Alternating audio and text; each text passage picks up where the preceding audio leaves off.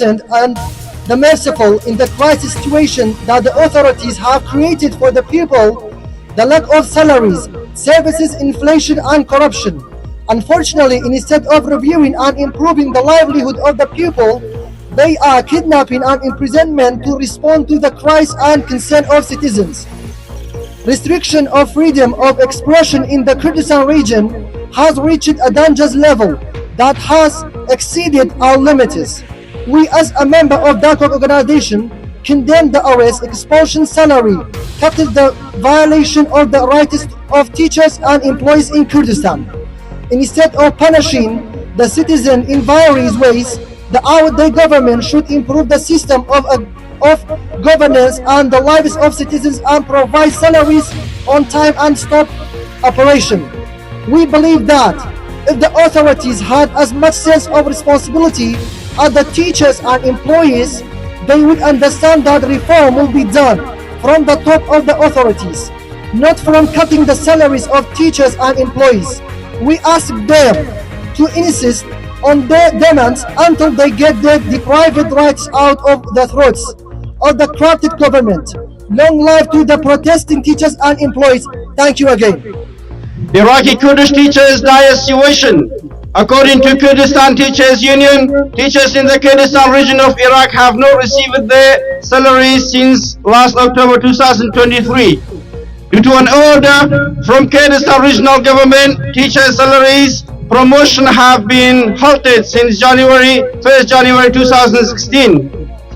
There are 35,000 lecturers in Kurdistan schools. They have worked for the Kurdistan region of Iraq's educational system for several years. Unfortunately, the Minister of Education declined to employ them, and their years of work are not formally considered. From 2015 until now, only 24 salaries with their bonuses have been given to teachers. The Kurdistan administration has failed to pay teachers on schedule. All the reasons mentioned above have harmed the educational process in Kurdistan as well as teachers.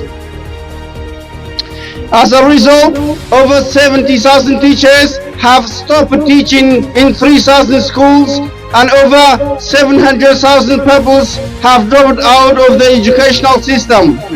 Teachers continue their work stoppage and demonstrating.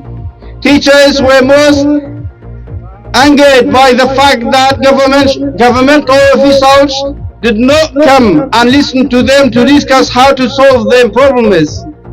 If they did meet the teachers, it was just to make them to go back to the schools.